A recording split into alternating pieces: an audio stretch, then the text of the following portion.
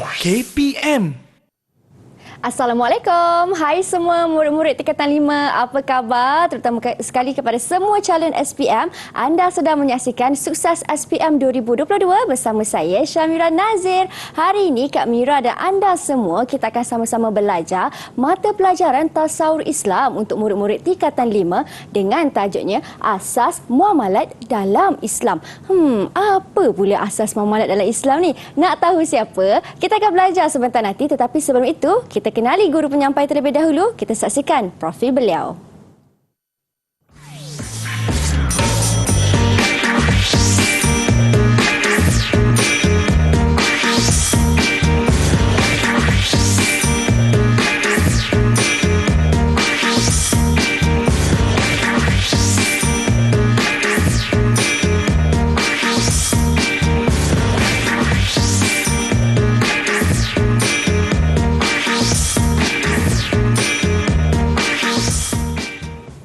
Datangnya dari Batu Pahat, Johor, merupakan Ketua Panitia Tasawur Islam. Saya bersama dengan Ustaz Zazali Muhammad Zain. Assalamualaikum Ustaz. Waalaikumsalam Mira. Apa khabar? Baik, Alhamdulillah. Baik, selamat datang ke Didik TV saya ucapkan. Terima kasih. Baik Ustaz, sebelum kita teruskan kelas pada hari ini Ustaz, suka juga untuk Mira perkenalkan juru bahasa isyarat yang bersama dengan kami di studio, iaitu Cikgu Muhammad Kazain Mat Nasir dari SMK Pendidikan Khas Persekutuan Pulau Pinang. Assalamualaikum Cikgu.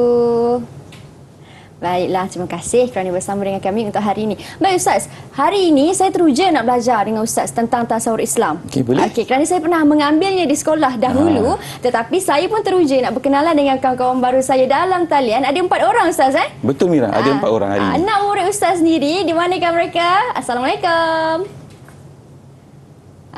Okey, boleh Ustaz perkenalkan? Okey, boleh. Okey, yang paling cantik bercermin mata itu ialah Nur Najwa Liana. Hai Najwa. Hai Najwa. Silap, yang tak pakai cermin mata Najwa Liana. Minta maaf. Terkejut. Saya rabun pula hari ini. Hai Tuan Najwa. Yang pakai cermin mata pula Nuri Nuha. Hai Nuri. Okey, manakala yang paling kacak bersongkok itu ialah Aizat. Hai Aizat. Dan kemudian yang malu-malu kucing sikit hari ini ialah Muhammad Alif Syafil ataupun Adi dalam nama dia. Hai Adi. Itulah kawan-kawan kita pada hari ini lah. Baiklah, salam perkenalan saya ucapkan kepada anda semua. Baik Ustaz, tajuk yang kita nak belajar hari ini merupakan asas muamalat dalam Islam. Betul. Apa sebenarnya itu Ustaz? Sebenarnya Mira, hari ini murid-murid tingkatan 5 akan belajar tentang bagaimana untuk melaksanakan tata cara kehidupan bagi memenuhi keperluan hidup mereka. Wow. Jadi hari ini kita akan ajar sikit demi sedikit untuk mereka faham dan kuasai bagaimana untuk menjadikan hidup mereka lebih sempurna dengan muamalah itu sendiri. Menarik ni. Jadi Ustaz, jom kita teruskan kelas kita untuk hari ini. Silakan Ustaz. Terima kasih Mira. Baik. Okey, baiklah murid-murid yang berada bersama-sama dengan kita di studio, seterusnya berada di rumah. Hari ini anda semua akan bersama-sama dengan saya, Ustaz Zazali Zain, untuk menguasai dan memahami tajuk penting dalam tasawuf Islam, iaitu asas muamalat dalam Islam. Jadi hari ini apa yang kita nak tahu ialah bagaimana murid-murid kena tahu topik-topik yang ada dalam tajuk asas muamalat Islam ini. Jadi murid-murid, dalam topik ini murid-murid perlu kuasai ialah maksud muamalat dalam Islam. Apa dia matlamat muamalat Islam? Kemudian apa dia prinsip muamalat Islam? Kemudian ciri muamalat Islam, kemudian jenis-jenis muamalat Islam, dan murid kena tahu juga cara pelaksanaan jenis muamalat Islam itu sendiri. Kemudian murid kena tahu dan faham persamaan dan perbezaan bagi setiap jenis muamalat tersebut dan cadangan untuk mengamalkan muamalat Islam itu sendiri. Jadi dalam topik ini, kalau murid faham bagaimana untuk kuasai semua topik ini, murid akan dapat kuasai tajuk asas muamalat dalam Islam. Jadi untuk itu, terus bersama-sama dengan saya kita nak kuasai apa dia maksud muamalat dalam Islam. Okey, maksud muamalat dalam Islam ini terbahagi kepada 2 murid-murid. Okey, yang pertama, maksud muamalat ialah hubungan antara manusia dengan manusia dalam segenap sesi kehidupan mereka. Dan yang kedua ialah maksud muamalat dalam sistem keuangan Islam. Apa dia? Iaitu tata cara urusan harian sesama manusia dalam memenuhi keperluan masing-masing dan ia melibatkan transaksi keuangan berlandaskan syariat. Jadi itu ialah maksud muamalat dalam Islam. Seterusnya, kita nak tengok apa dia matlamat muamalat Islam. Matlamat kita ialah mengawal manusia dalam menguruskan ekonomi dan keuangan agar masyarakat dapat dibentuk secara harmoni dan saling menghormati. Itu matlamat dia, murid-murid.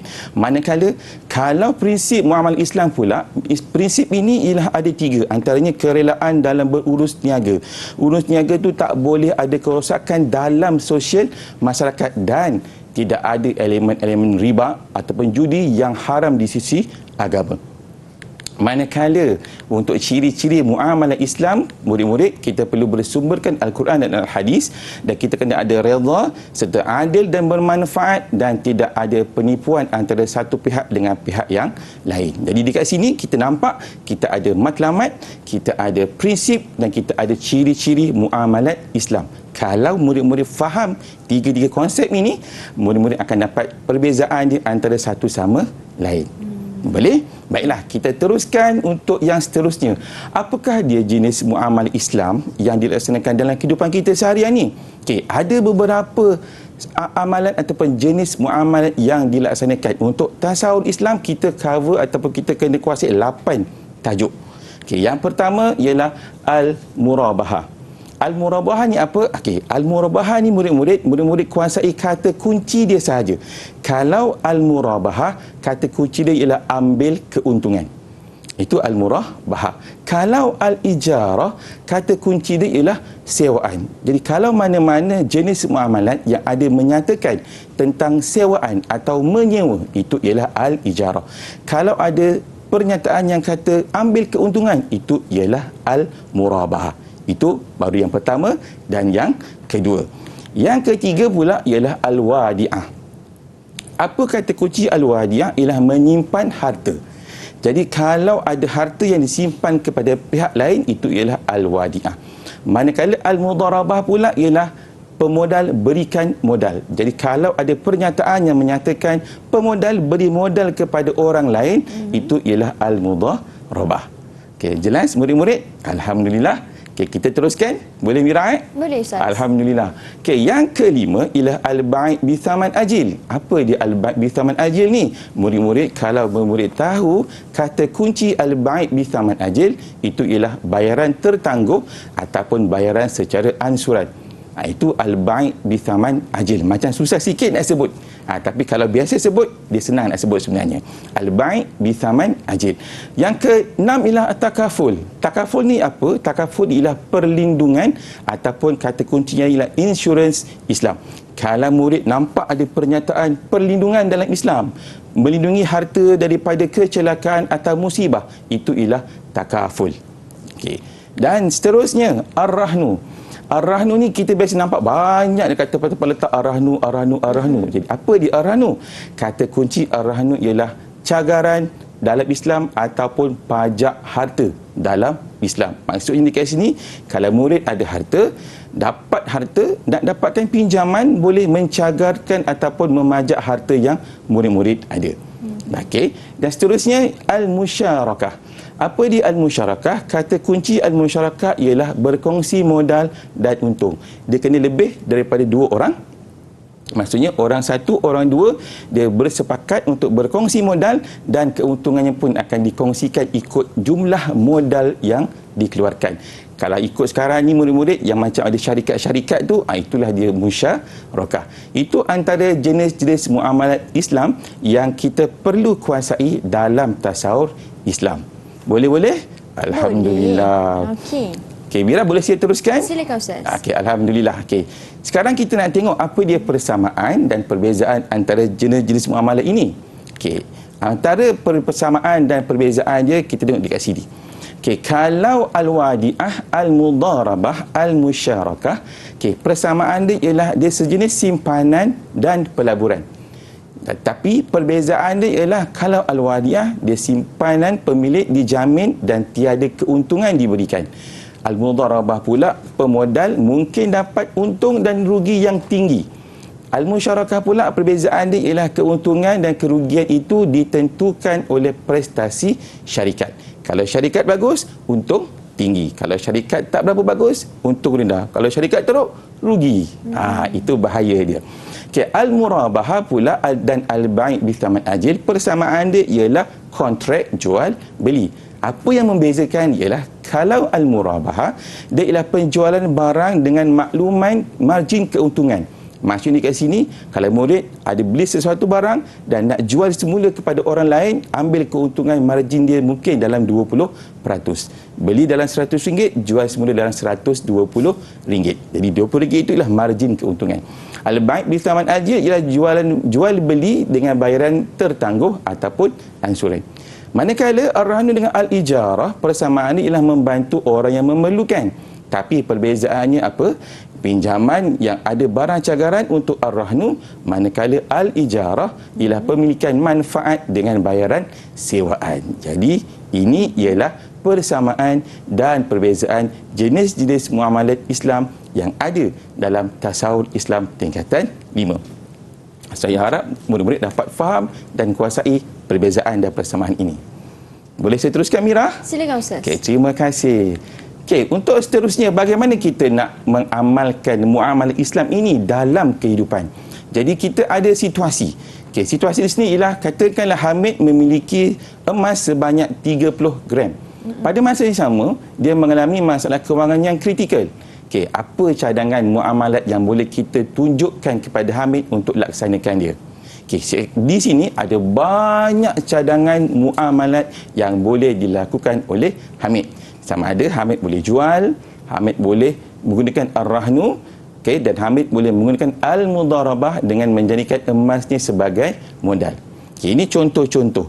Contoh-contoh untuk bagaimana Hamid boleh menyelesaikan hidup dia ataupun masalah dia dalam kehidupan ini dengan menggunakan muamalat dalam Islam.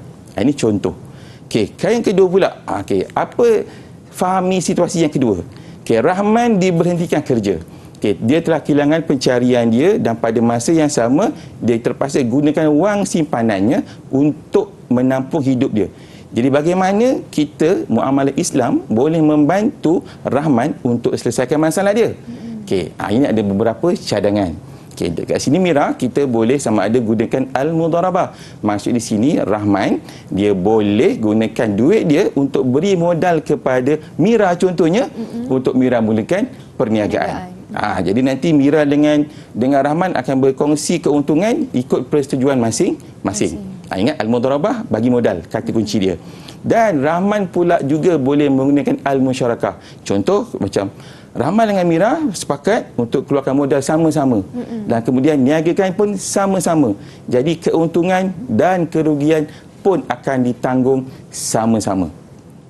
Jadi inilah antara contoh-contoh bagaimana muamalat Islam dapat dilaksanakan dalam kehidupan. Sebenarnya Mira dan juga murid-murid yang berada di rumah, muamalah ini adalah satu perkara yang amat seronok untuk dilaksanakan. Sebab dia ialah satu tata cara kehidupan bagaimana murid-murid boleh memenuhi keperluan untuk kehidupan masing-masing. Jadi ada banyak. Sebenarnya 8 ini perlu dikuasai. Tetapi kalau murid-murid nak tahu, kita pun ada jual beli, itu pun muamalat Islam. Kita pun ada hutang, itu pun muamalat Islam. Tidak ada masalah untuk kuasai yang itu.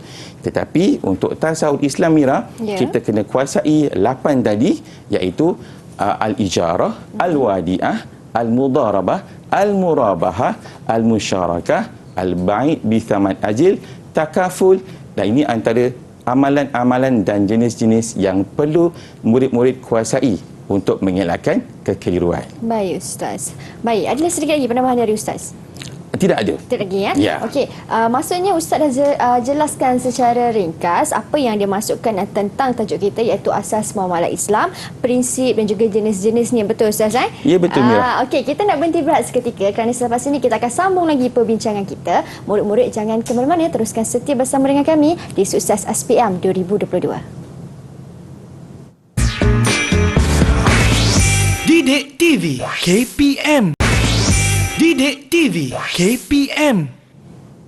Asas muamalat dalam Islam ini tajuk yang akan kita pelajari dalam Sukses SPM 2022 bersama dengan Ustaz Zazali.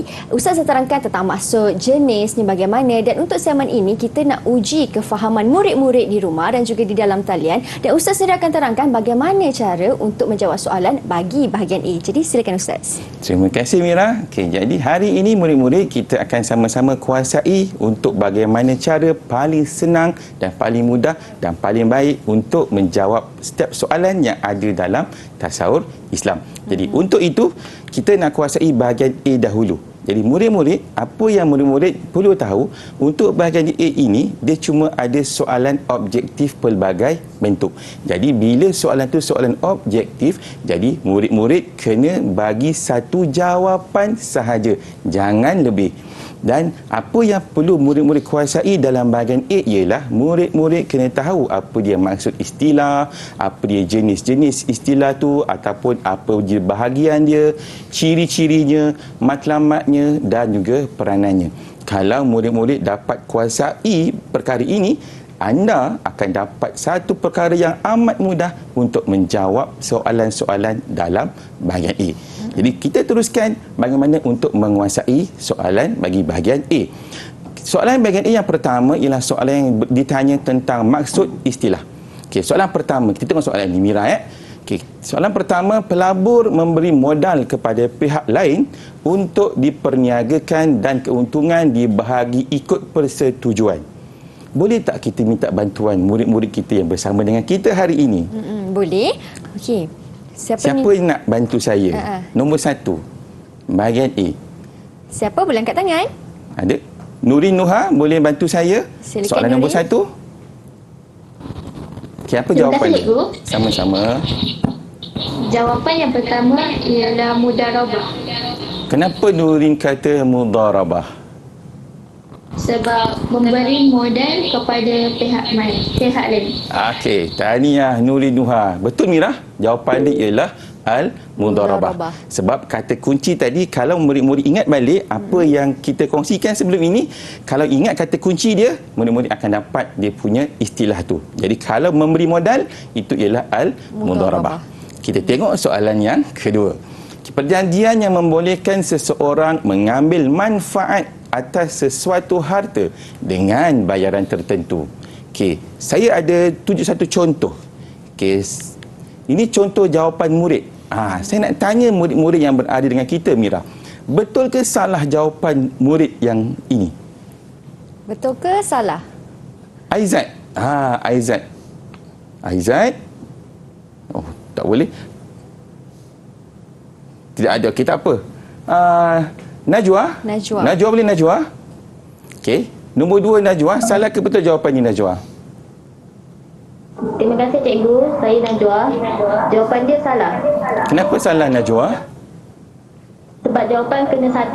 Alhamdulillah. Mira nampak tak? Nah, murid-murid semakin faham. Jadi ingat, untuk soalan bahagian A, kita cuma ada satu jawapan sahaja. Dan jawapan di sini ialah Al-Ijarah. Kenapa Al-Ijarah murid-murid? Sebab kata kunci Al-Ijarah ialah mengambil manfaat atas sesuatu harta. Jadi kalau murid-murid mengambil manfaat atas sesuatu harta, itu ialah sewaan. Contoh macam naik bas, naik MRT, naik LRT, itu ialah Al-Ijarah. Okey, itu ialah soalan bagi istilah. Boleh saya teruskan Mira untuk yang seterusnya?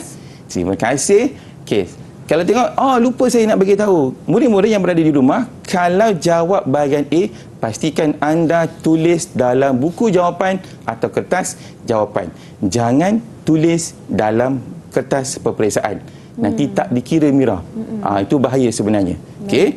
Kita teruskan soalan seterusnya. Soalan yang ketiga, murid-murid. Muamalat Islam tidak mengandungi elemen apa? Seperti riba, gharar dan perjudian. Ini ialah soalan untuk melengkapkan pernyataan dengan jawapan yang paling sesuai. Okey, sesiapa yang boleh bantu saya untuk dapatkan jawapan bagi soalan ini? Adi yang angkat tangan. Silakan Adi Syafil. Okay. Terima kasih Cikgu. Saya Ali Syafil. Jawapannya ialah haram kerana riba. Okey, baguslah Syafil Adi. Okey, jawapan ni lah Mira, haram. Kenapa haram? Dalam tu ada pernyataan yang menyatakan riba, gharar dan perjudian. Riba haram, judi haram. Jadi jawapan ialah haram. Tahniah Adi Syafil. Okey, soalan seterusnya. Kita teruskan soalan seterusnya. Baik. Tata cara urusan harian sesama manusia untuk memenuhi keperluan melibatkan transaksi keuangan berlandaskan syariat dinamakan apa? Siapa boleh tolong kita, Mira? Ya? Siapa?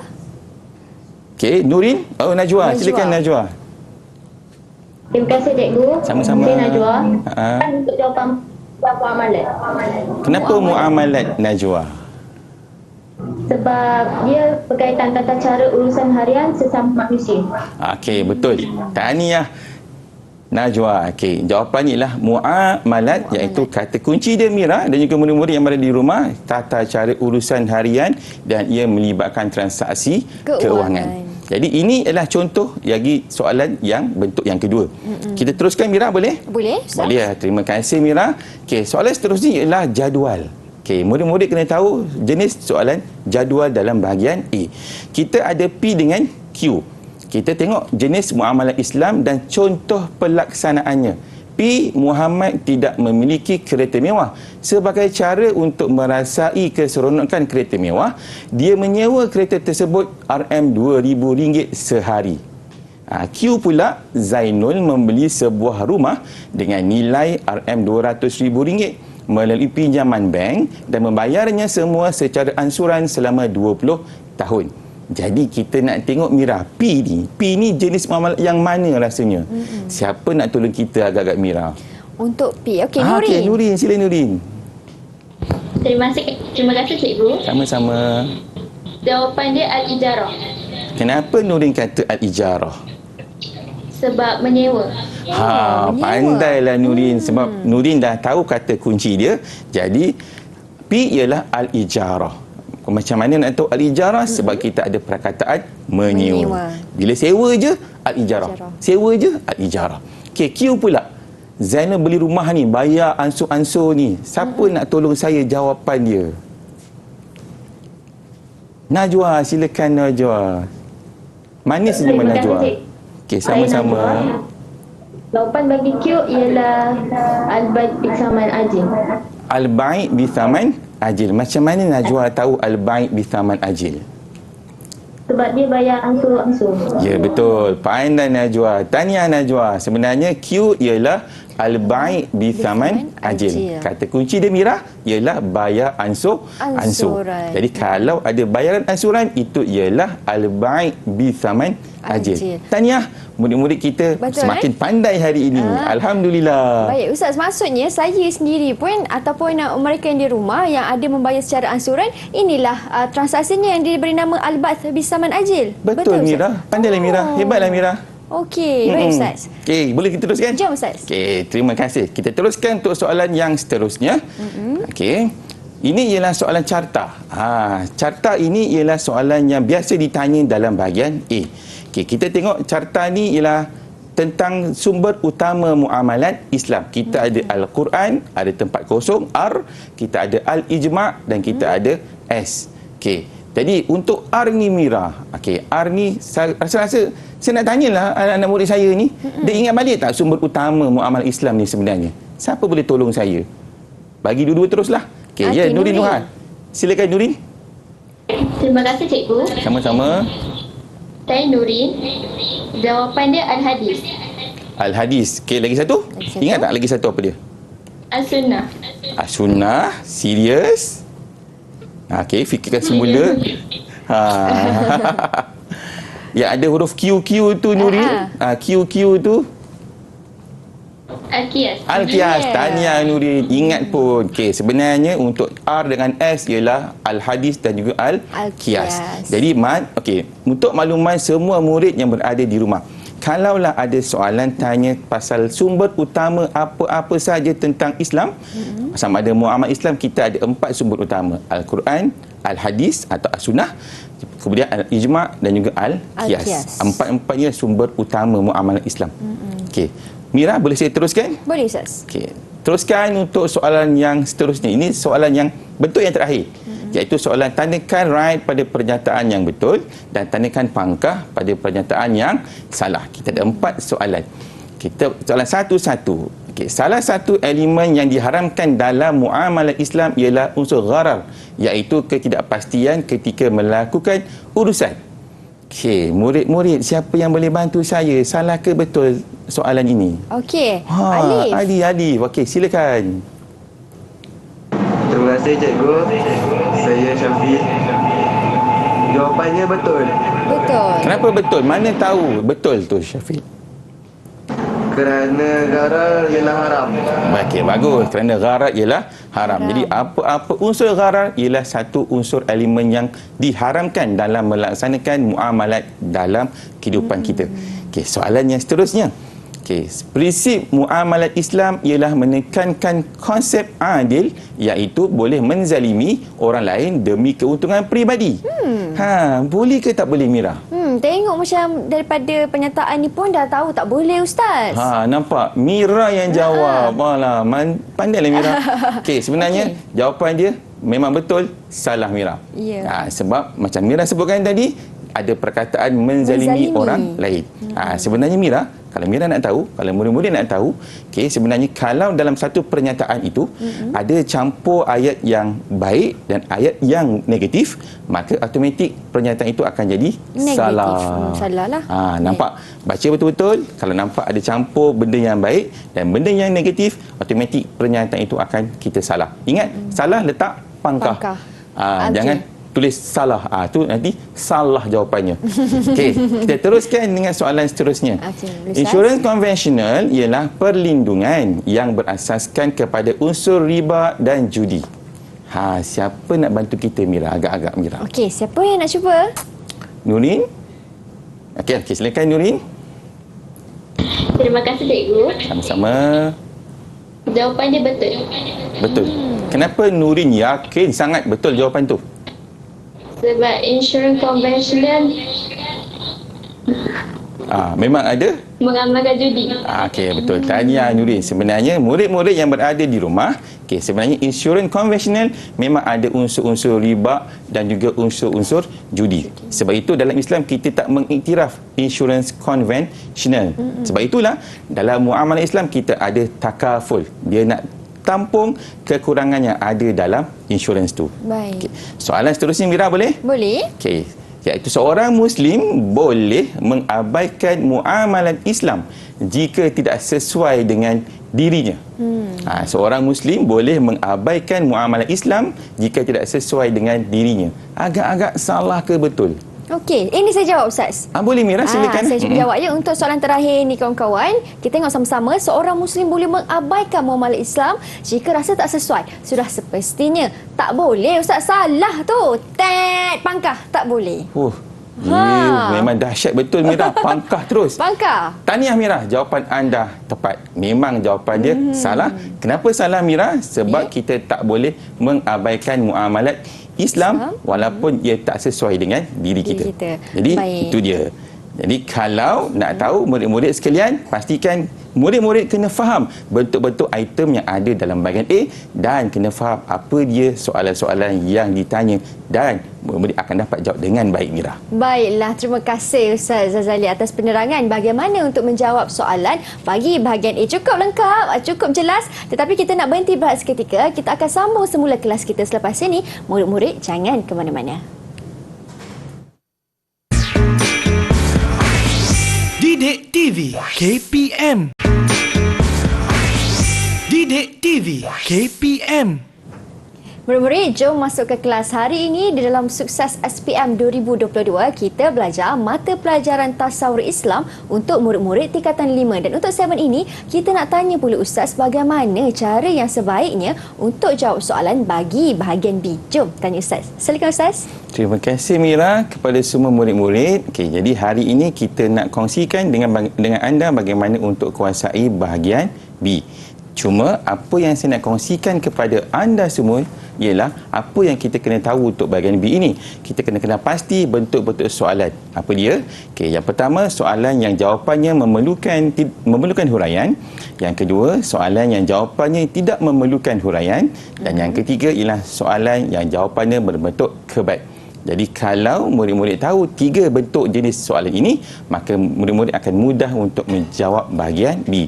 Jom kita teruskan dengan soalan-soalan dia. Boleh Mira? Boleh. Okey, baiklah. Kita tengok soalan ini sama-sama. Muamalat Islam merupakan salah satu tuntutan yang perlu dilaksanakan oleh umat Islam dalam kehidupan seharian. Pada masa sama, ia memiliki pelbagai kelebihan jika dilaksanakan mengikut syariat Islam. Okay, soalan pertama kita ialah nyatakan maksud muamalat dari sudut keuangan Islam. Okay, dan yang kedua, terangkan 2 kelebihan melaksanakan muamalat Islam terhadap masyarakat. Jadi, macam saya sebutkan tadi, apa tindakan pertama yang murid kena tahu?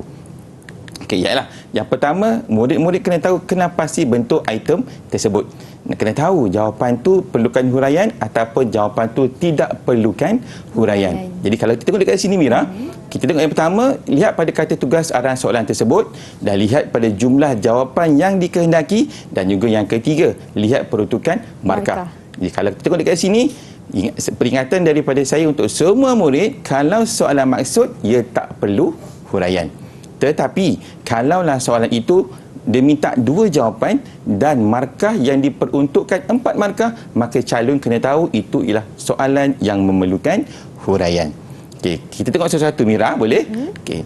Nyatakan maksud muamalat dari sudut Islam. Soalan maksud dan markahnya 2, tak perlu hurai. Okey, terangkan 2 kelebihan melaksanakan muamalat Islam terhadap masyarakat. Nak kena hurai ke tidak kena hurai? Kalau calon-calon ataupun murid-murid tengok 2 kelebihan ini dan markahnya 4, maka itu ialah soalan yang jawapannya perlukan huraian. Ingat murid-murid, jadi kena pasti yang mana yang perlu hurai, yang mana yang tak perlu hurai. Kita tengok jawapan ini Mira, boleh? Okey, nyatakan maksud muamalat dari sudut keuangan Islam. Okey, maksud tak perlu hurai. Kalaulah jawapannya sebegini Mira dan juga murid-murid sekalian, agak-agak berapa markah nak bagi? Tengok jawapan tu, tata cara urusan harian sesama manusia dalam memenuhi keperluan masing-masing melibatkan transaksi kewangan berlandaskan syariat Islam. Okey, murid-murid, Nurin ada, Syafil ada, Aizat ada, agak-agak berapa markah nak bagi untuk jawapan ni? Siapa nak tolong saya? Berapa ya? Najwa? Okay, Najwa Liana. Senyum Najwa. Ya. Terima kasih cikgu. Saya Najwa. Markah dia 2. Markahnya 2. Okey, ingat soalan maksud markah penuh ialah 2. Jadi kat mana kata kunci dia murid-murid sekalian? Tengok di sini ialah tata cara urusan harian dan kemudian memenuhi keperluan masing-masing dan dia melibatkan transaksi keuangan. Mira, murid-murid, kalaulah ada murid jawapan dia begini, sudah pasti markah dia 2/2. Okey, baiklah. Kita tengok soalan yang kedua tadi. Okey, soalan yang kedua, terangkan 2 kelebihan melaksanakan muamalat Islam terhadap masyarakat. Okey, ingat murid-murid, untuk membina jawapan yang perlukan huraian, kita kena gunakan formula ini. Ada fakta, ada kata hubung, ada huraian, maka murid-murid akan dapat markah penuh. Apa kata hubung yang boleh digunakan? Kita boleh gunakan salah satu daripada supaya, kerana dan seperti. Jadi jawapan yang paling sesuai, kita tengok jawapan murid ini. Okey, 2 kelebihan muamalah Islam terhadap masyarakat ialah dapat mengelakkan kezaliman seperti aktiviti riba. Masyarakat hidup aman kerana sentiasa membantu orang yang memerlukan. Jenayah dapat dikurangkan supaya hidup aman. Jadi, murid-murid bersama dengan kita, Najwa, Aizat, agak-agak berapa markah kita nak bagi dekat jawapan ini? Siapa yang boleh tolong saya? Okey, Aizat, silakan. Terima kasih cikgu. Saya Aizat. 4 markah. 4 markah. Kenapa Aizat yakin 4 markah? Kerana mempunyai kata hubung dengan huraian. Okey, tahniah Aizat. Hebat Aizat. Bersongkok kacak. Okey, jawapan betul. 4/4. Kerana kita ada isi jawapan, kita ada kata hubung dan kita ada dia punya huraian. Kalau murid jawab macam ni, dapat 4/4. Jom kita teruskan untuk soalan yang seterusnya. Boleh Mira? Boleh. Alhamdulillah. Okey, tengok soalan yang seterusnya. Senaraikan dua jenis muamalat Islam. Okey, yang atas dia punya stimulus panjang. Kita terus tengok soalan dia. Sebenarnya dua jenis muamalat Islam, dua markah. Dan yang kedua, huraikan dua implikasi menolak muamalat Islam. Okey, saya nak tahu dulu murid-murid yang ada bersama dengan kita. Soalan nombor 1 tu, soalan tu perlu hurai ke tak perlu hurai jawapan dia murid-murid? Siapa boleh tolong saya? Okey, Nurin. Okey, silakan Nurin. Terima kasih cikgu. Jawapannya tak perlu hurai. Tak perlu hurai. Kenapa Nurin tak perlu hurai? Sebab dia dua markah. Dia dua markah dan dia minta senaraikan dua jenis. Jadi tak perlu hurai. Okey, jawapan dia, okey. Cuba kita tengok jawapan yang diberikan oleh murid-murid ini. Okey, yang pertama al-murabahah, al-ijarah, pajak gadai, insurance. Okey, sebenarnya Mira, kalau jawapan begini, ya murabahah betul, al-ijarah betul, pajak gadai salah, insurance salah. Dan markah yang diperoleh oleh murid ini ialah 2/2. Okey. Persoalan dia, kenapa dua jawapan yang bawah itu salah? Siapa boleh tolong saya? Saya boleh tolong Ustaz. Silakan Mira. Okey, dua jawapan ini salah kerana tidak menggunakan istilah yang betul. Ya. Agak-agak istilahnya apa ya? Kalau pajak gadai sudah semestinya ar-rahnu. Alhamdulillah. Betul, pandai Ustaz. Mira, betul. Tapi Mira, nak lagi cantik sebenarnya, nak senang, tambah aja pajak gadai Islam. Ataupun insurance Islam. Ada Islam kat belakang ya, itu membantu murid untuk lebih mudah faham sebenarnya. Baik, Ustaz. Pajak gadai Islam ar-rahnu. Dia macam tu. Baik, untuk soalan yang kedua pula bagaimana Ustaz? Okey, jom. Yang kedua, huraikan dua implikasi menolak muamalat Islam. Okey. Dua implikasi 4 markah. Of course, soalan ini ialah perlukan huraian jawapannya.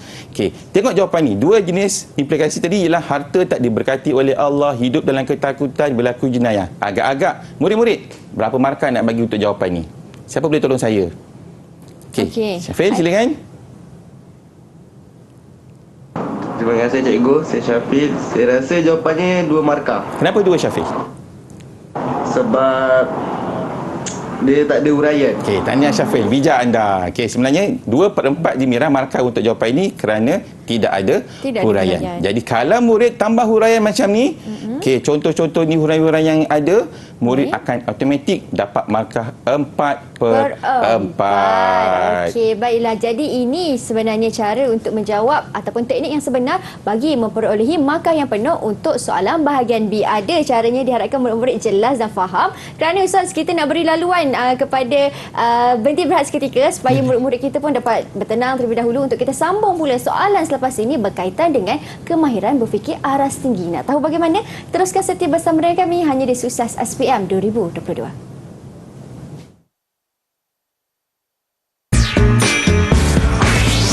Didik TV KPM.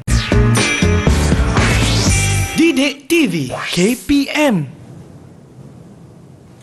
Baik kawan-kawan, di segmen ini Ustaz Zazali akan fokuskan pula bagaimana cara dan juga teknik untuk menjawab soalan kemahiran berfikir aras tinggi. Bagaimana caranya? Silakan Ustaz. Terima kasih Mira. Jadi murid-murid, hari ini kita akan cuba kuasai cara paling senang dan mudah dan tepat untuk menjawab soalan kebat. Tanpa melengahkan masa, jom bersama-sama dengan kami kita kuasai soalan kebat. Cuma sebelum itu murid-murid kena pastikan murid-murid tahu kebat dalam tasawuf ada 3 jenis. Yang pertama kebat 6 markah, yang kedua kebat 1 markah tambah 5 markah, dan yang ketiga kebat 2 markah tambah 4 markah. Jadi soalan-soalan kebat ini perlu tahu dia punya jenis untuk memudahkan calon mengelakkan kesilapan dalam menjawab soalan kebat.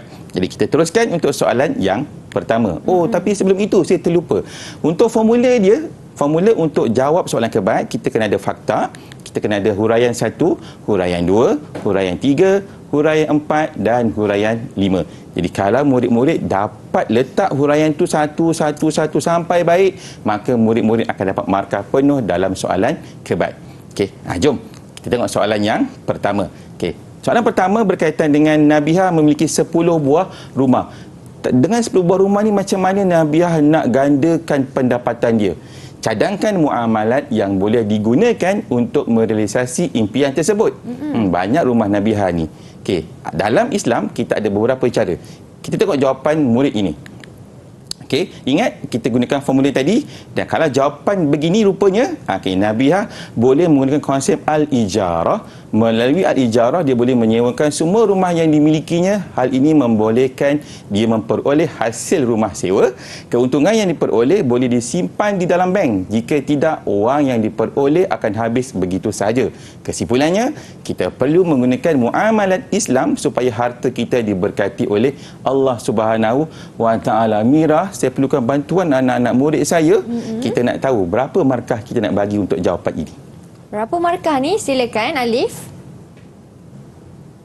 Terima kasih cikgu. Saya Alif. Saya rasa jawapan ni 6 markah. Oh, yakin Ali Syafil. Kenapa 6 markah? Sebab poin yang pertama ada dekat Nabiha boleh menggunakan konsep al-ijarah. Okey, betul. 1 markah. Yang poin kedua, melalui ijarah dia boleh menyewakan semua rumah yang dimilikinya. Okey, 2. Terus. Poin yang ketiga, hal ini membolehkan dia memperoleh hasil rumah sewa. 3. Bagus. Dan yang keempat, keuntungan yang diperoleh boleh disimpan di dalam bank. Okey, betul. Keempat. Terus. Poin yang kelima, jika tidak, wang yang diperoleh akan habis begitu saja. Okey, terus. Dan poin yang terakhir, kesimpulannya kita boleh menggunakan muamalat Islam supaya harta kita diberkati oleh Allah Subhanahu wa taala. Tersasul-sasul dia Syafil. Okey, betul. Dan Syafil, memang 6 markah Mira. Kenapa 6 markah? Kita ada 6 elemen dekat sini. Kita ada fakta. Fakta yang pertama ialah Nabiha boleh gunakan konsep al-ijarah. Kan kita ada huraian 1, kita ada huraian 2, kita ada huraian 3, kita ada huraian 4 dan kita ada huraian 5. Biasanya Mira, murid-murid, huraian 5 boleh letak kesimpulan. Jadi bila kesimpulan, kita buat kesimpulan yang ringkas dan padat, maka dia akan dapat 6 markah. Tapi sebenarnya murid-murid dan juga Mira, untuk makluman kita semua, soalan kebat bukan ada satu jawapan saja. Kita boleh letak 2 jawapan. Cuba tengok jawapan yang kedua ini pula. Okey, katakanlah soalan yang sama tapi jawapan yang berbeza. Nabiha boleh jual rumah tersebut supaya dia dapat modal tambahan untuk perniagaannya. Tambahan modal tersebut boleh digunakan untuk membuka ataupun menambah cawangan perniagaan. Jika cawangan dah banyak, keuntungannya akan berganda. Justru itu dia boleh mengeluarkan zakat supaya hartanya diberkati oleh Allah. Mira, sebenarnya murid-murid, sebenarnya soalan ini soalan yang sama tapi dia boleh gunakan 2 jawapan yang berbeza. Kebat ni, untuk murid-murid, makluman murid-murid, kebat ni soalan dia memang susah tapi jawapan dia mudah dan jawapan dia terbuka. Dan Mira, sebenarnya jawapan untuk ini ialah 6/6 juga. Baiklah. Nampak tak? Ini antara kehebatan kebat sebenarnya. Baik Ustaz, kita beralih ke soalan yang berikutnya Ustaz. Soalan yang seterusnya. Kita boleh teruskan Mira. Saya tunjukkan dulu dia punya markah-markah dia. Alhamdulillah. Soalan seterusnya ialah Aiman telah diberhentikan kerja kesan daripada pandemik sebelum ini. Tapi dia ada emas 300 gram. Nyatakan amalan-amalat yang boleh digunakan untuk menyelesaikan masalahnya. Ada tak murid-murid tahu cadangan dia? Cadangan yang pertama, muamalatnya. Apa nak buat dengan emas tu? Emas. Ada cuba nak bantu saya. Saya bantulah cikgu. Silakan Mira. Yang pertama, amalan muamalatnya ar-rahnu. Mira emas, hebat. emas isi ar-rahnu. Perempuan begitulah. Untuk huraikan caranya Ustaz, bagaimana? Betul. Yang pertama ialah ar-rahnu. Untuk jawapan yang kedua Mira, cara nak amalkan tu ialah kita boleh memajak emas tersebut supaya dia mendapat pinjaman wang daripada pajakan tersebut. Dia perlu memajak ke tempat yang dibenarkan oleh syarak, kerana jika dia memajak di tempat yang salah, dia terlibat dengan riba. Perbuatan riba adalah haram di sisi agama. Mira, jawapan macam ini dia akan dapat 5/5. Markah penuh murid-murid sekalian. Pastikan murid-murid tahu dekat mana fakta dia, dekat mana huraian 1, dekat mana huraian 2, huraian 3, huraian 4.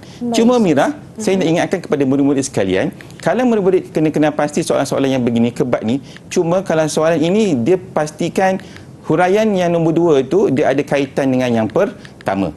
Kenapa? Kalau macam ini Mira, jawapan murid, sebenarnya jawapan pertama tu betul, jual emas. Betul, tetapi yang bawah tu salah. Kenapa salah? Kenapa salah Ustaz? Kenapa salah? Sebab jawapan yang nombor 2 tak menerangkan yang pertama. Yang atas jual emas, tapi yang bawah dia cerita pula memajak emas. So tak boleh. So ini Baiklah. yang perlu dielakkan oleh murid-murid sekalian. Baik Ustaz, terima kasih. Ini dia penerangan yang cukup jelas bagaimana cara untuk menjawab soalan bagi KBAT ataupun kemahiran berfikir aras tinggi. Saya nak ucapkan ribuan terima kasih kepada Ustaz Muhammad Zazali atas kesudian bersama dengan kami untuk berkongsi ilmu kepada semua murid-murid yang sedang menonton baik di rumah maupun di dalam talian. Terima kasih juga kepada Cikgu Jurubahasa Isyarat iaitu Cikgu Zain kerana bersama dengan kami untuk hari ini. Ada rezeki kita jumpa lagi, teruskan menimba ilmu hanya di Sukses SPM 2022. Assalamualaikum dan salam sejahtera. Terima kasih Ustaz.